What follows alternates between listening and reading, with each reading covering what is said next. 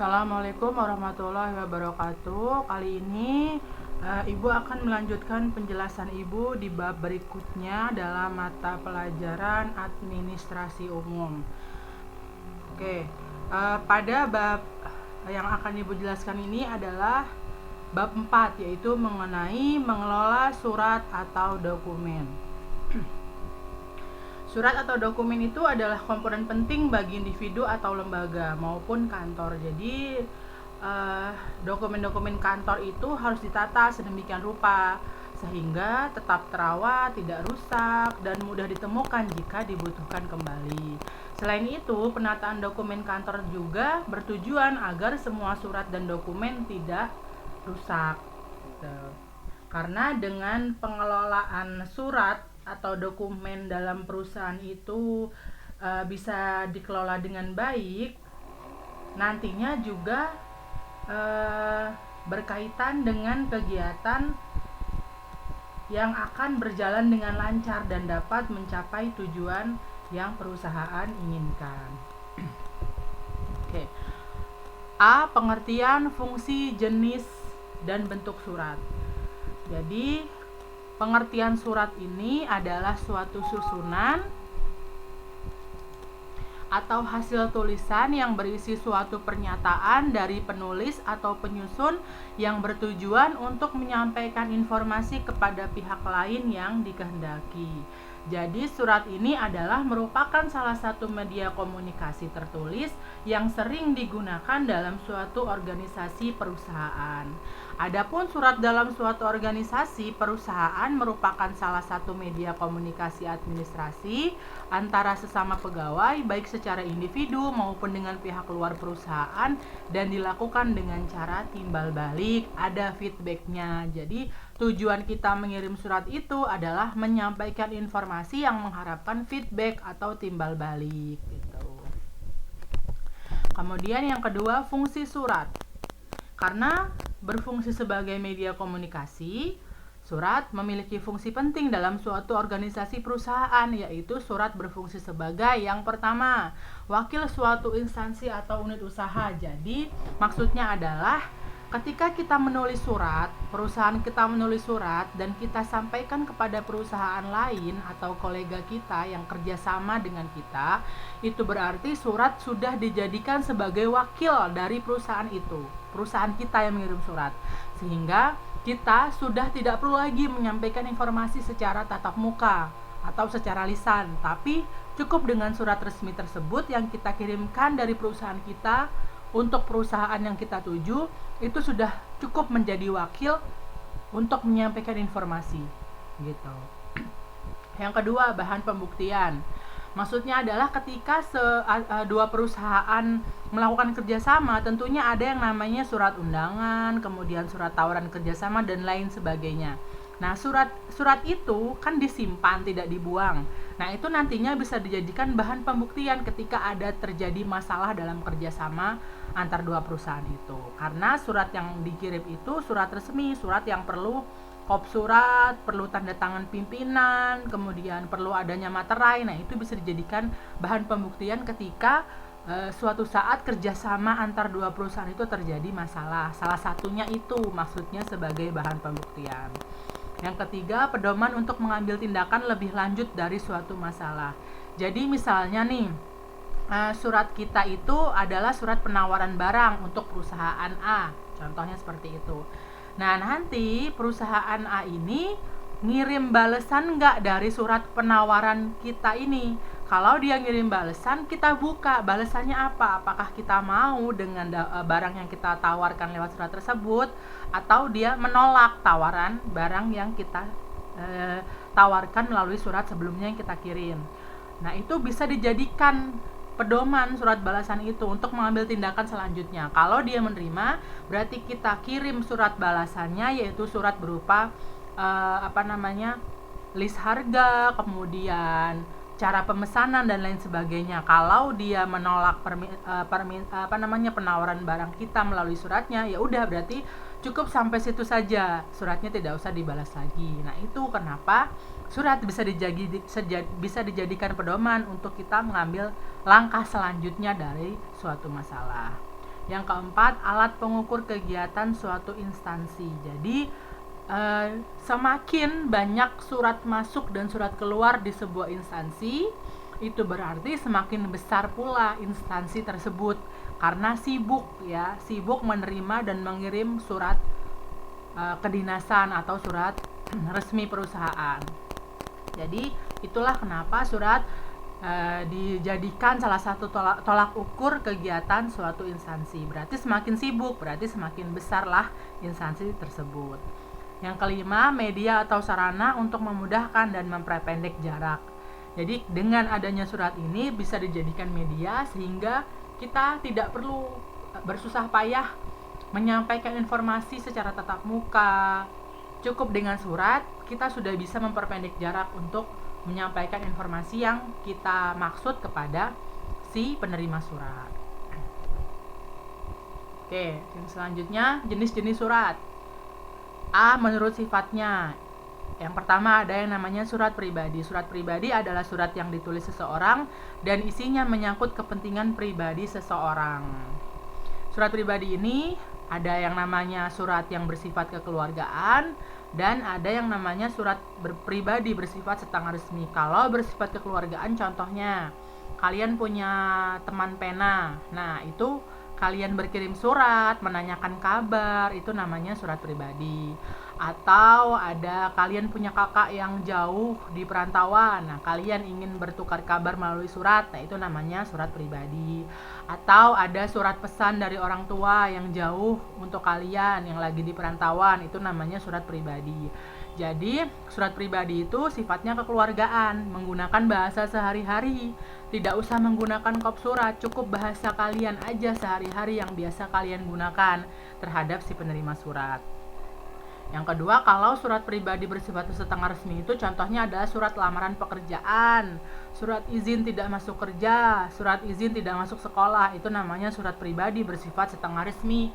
Kenapa dibilang bersifat setengah resmi? Karena dia tidak perlu menggunakan kop surat, tidak perlu menggunakan materai, tapi dia menggunakan bahasa yang baku, bahasa yang sopan, bahasa yang sesuai dengan EYD, ejaan yang disempurnakan. Tidak boleh menggunakan bahasa aku kamu, tapi biasanya menggunakan bahasa Anda, kami, saya, dan lain sebagainya. Dan dengan bahasa-bahasa yang resmi, nggak boleh pakai singkatan, nggak boleh pakai kata-kata sehari-hari, itu nggak boleh pakai bahasa daerah, tapi pakai bahasa yang benar-benar bahasa Indonesia sesuai dengan EYD. Nah, dibilang surat pribadi karena itu tadi tidak perlu menggunakan kop surat, tidak perlu menggunakan materai gitu, tapi menggunakan bahasa surat resmi. Ciri-ciri surat pribadi, yang pertama bahasanya sangat personal, artinya bebas, tidak resmi, penggunaan bahasa sehari-hari yang biasa kalian pakai itu diperbolehkan. Sistematika penyusunan surat baku tidak ada, nggak ada yang namanya rata kanan, rata kiri, rata tengah, itu nggak ada. Terserah kalian mau nulis dari kiri, mau nulis dari kanan, mau nulis dari tengah, itu terserah. Nggak ada yang namanya plek penyusunan baku, itu tuh nggak ada aturannya kalau surat pribadi. Beragam kesan atau amanat atau isi surat nggak bisa ditentukan, jadi terserah. Dalam satu surat itu kalian bisa bahas beberapa masalah juga boleh, tidak harus fokus pada satu masalah. Dan kop surat itu tidak diperlukan. Begitu juga materai, nggak usah pakai kop surat juga, nggak usah. Manfaat menulis surat pribadi yaitu pertama, tersampaikannya pesan walaupun jaraknya jauh, akan mempererat tali persaudaraan, dan sebagai sarana latihan menulis surat yang efektif. Selanjutnya yang kedua ada yang namanya surat niaga atau surat jual beli atau surat perdagangan, nama lainnya itu. Ialah surat yang dibuat oleh badan-badan usaha atau perusahaan yang kepentingan niaga. Jadi dalam surat niaga surat niaga ini maksudnya surat yang di situ membahas tentang jual beli antar perusahaan atau antar perorangan, yang itu sifatnya membicarakan masalah jual beli, masalah perniagaan, masalah perdagangan, itu namanya surat niaga. Macam-macam surat niaga tuh ada banyak, ada yang namanya surat permintaan, surat penawaran, surat pesanan, surat pengiriman barang, dan lain sebagainya. Nah, nanti ini akan kalian bahas lebih detail lagi dalam pelajaran korespondensi, yaitu pelajaran surat menyurat.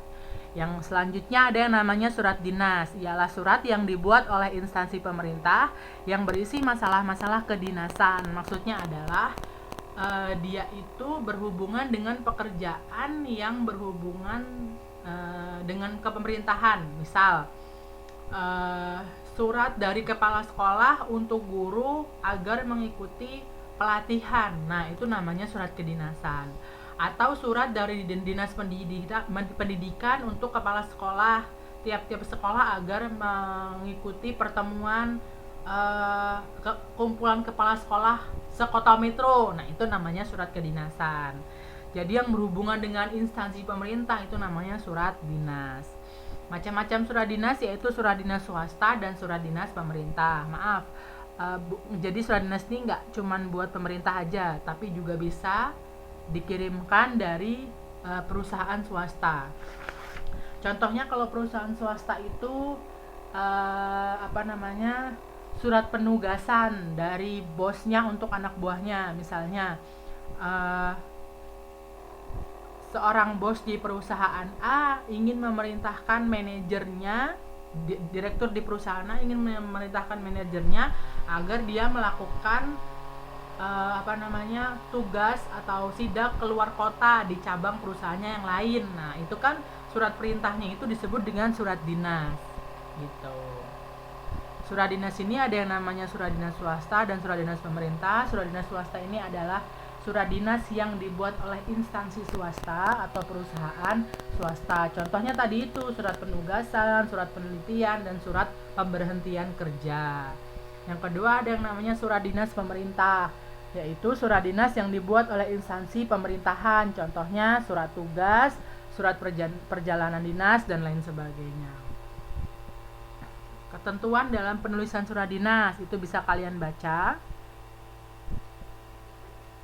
Yang jelas dia harus menggunakan kop surat, harus menggunakan nama pengirim surat, harus menggunakan sapaan yang resmi, terus harus ada tanda tangannya, harus ada nama jabatannya, kemudian bahasanya harus singkat, jelas, baik, dan benar sesuai dengan EYD. Kemudian tidak boleh menggunakan bahasa asing kalau misalnya dari awal itu penandanya sudah bahasa Indonesia. Itu bisa kalian baca sendiri mengenai ketentuan penulisan surat dinas. Selanjutnya jenis surat menurut jangkauannya. Ada yang namanya surat internal dan surat eksternal. Surat internal adalah surat yang dikirim oleh pimpinan kepada unit kerja di lingkungan instansi tersebut. Jadi contohnya, ibu ingin mengirimkan surat untuk kepala sekolah, atau ibu ingin mengirimkan surat untuk teman sesama guru. Nah, itu namanya surat internal. Jadi ibu mengirimkan surat kepada orang-orang yang bekerja dalam satu lingkungan dengan ibu. Itu namanya surat internal. Yang kedua ada yang namanya surat eksternal, adalah surat yang dikirim oleh suatu instansi kepada instansi lain, baik surat dari pimpinan instansi maupun surat dari pejabat lainnya. Contoh, surat dari sekolah kita ingin kita kirimkan untuk SMK Negeri 1 Metro, atau surat dari sekolah kita kirimkan untuk Dinas Pendidikan Kota Metro. Nah, itu namanya surat eksternal. Jadi surat yang dikirimkan dari sebuah instansi untuk instansi lain. Jadi bukan untuk sesama anggota, tapi untuk instansi di luar instansi kita gitu. Kemudian yang C, surat menurut prosedur pengurusannya. Ada surat masuk dan surat keluar. Ini sudah kalian tahu ya, kalau surat masuk itu adalah surat yang diterima dari instansi lain untuk instansi kita, sedangkan surat keluar adalah surat yang dikirimkan dari kita kepada instansi lain. Yang selanjutnya ada surat menurut urgensi pengirimannya, yaitu yang pertama surat sangat segera atau kilat. Surat sangat segera atau kilat ini adalah surat yang harus segera disampaikan pada hari itu juga dengan batas waktu selama 24 jam. Biasanya surat yang termasuk sangat segera atau kilat ini adalah surat yang bersifat rahasia. Surat yang tidak boleh ketika surat itu ditunda-tunda penyampaiannya, maka akan telat juga informasi penting yang tersampaikan. Nah, jadi surat yang termasuk sangat segera ini adalah surat penting, surat sangat rahasia, surat rahasia dan lain sebagainya. Intinya surat itu bersifat sangat penting untuk keberlangsungan kegiatan di sebuah instansi. Jadi harus segera disampaikan. Nggak boleh lebih dari 24 jam. Yang kedua, namanya ada surat segera, yaitu surat yang harus disampaikan dengan batas waktu selama 2 hari. Yang ketiga, ada yang namanya surat biasa, yaitu surat yang harus disampaikan dengan batas waktu selama 5 hari. Surat biasa ini ya seperti surat pribadi dan lain sebagainya. Jadi nggak perlu terburu-buru, bisa disampaikan sesuai dengan jadwal yang ditentukan.